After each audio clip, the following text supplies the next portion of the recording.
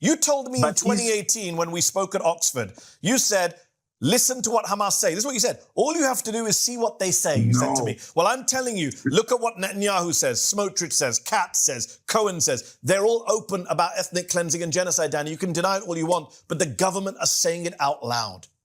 They may be saying it, and I cannot deny that. But are they performing it? No. Yes, they destroyed. Perform it. Hold on. Let me show you what Gaza looks like. Let me show you, Danny. Let's look at what Israel does. Let's put it on screen. Have a look at these images of central Gaza from the air, from ITV News. That is what they did. It is an apocalyptic hellscape. That is genocide. That is what Smotrich did and Katz did. You can deny it all you want, but anyone with eyes can see that. That is what Israel has done. Wiped out Gaza, razed it to the ground, just like Smotrich said. That's genocide. So this is not the intention. This was not the objective. This is the result of Hamas being embedded in their own population. Tell me, why you wiped out the entire city? You wiped out an entire city to get a group? About their people, they would have left Gaza long ago. You wiped out an entire city to get a group? I just showed you the imagery. That's a hellscape. You've destroyed 70% of the homes and buildings. That's genocide. Yes. This is not genocide. Genocide is what destroying Hamas an entire place. Destroy. You can say.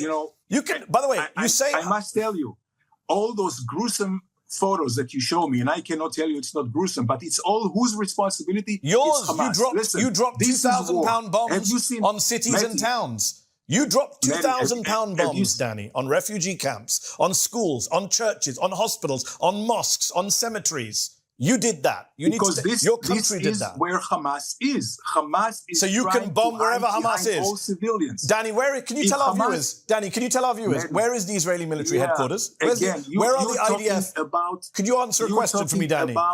Could you tell our viewers where are the headquarters of the Israeli military? Where is the IDF military headquarters? The military is in Tel Aviv. But it's in the heart of Tel Aviv. So does that mean that any Palestinian group can blow up all of Tel Aviv to get to the IDF? No, because when you see... No, because the Israeli headquarters, they don't have tanks, they don't have missiles there. The Israeli military headquarters is underneath Tel Aviv. It is near train stations, shopping centers, residential buildings. This is hypocrisy to say one side hides under civilians, but the other one doesn't. Mossad is also in Tel Aviv. I'll tell you why not. Because Israel does not use this as a military base. Of course you do. It's the headquarters of the IDF. It's where you plan your war. It would be a legitimate target in any war to attack a military headquarters. A week after October the 7th, you said on Al Jazeera, the world is with us.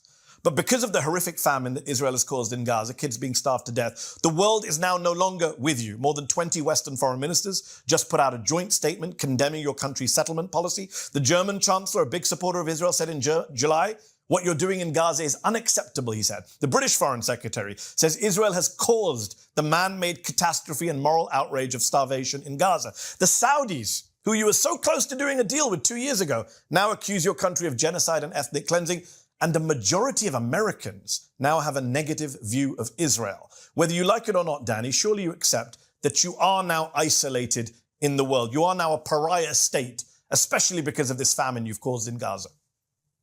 No, Israel is not a pariah state. We are still a democratic country, and we have our people that whenever they want to raise their voice, they raise their voice against this government. This government is not very popular here, one thing. But it's not popular in the world, is my point. It's alone in the world, with the exception of Trump and Millet. I would say that when it comes to, when you want to do a net assessment of, what you have against what the enemy does, you have to count not heads, but you have to count strategies and capabilities. The capability of Israel in not just in military, but in political, will. So why are you so isolated right now, Danny? Why is the world coming out and condemn?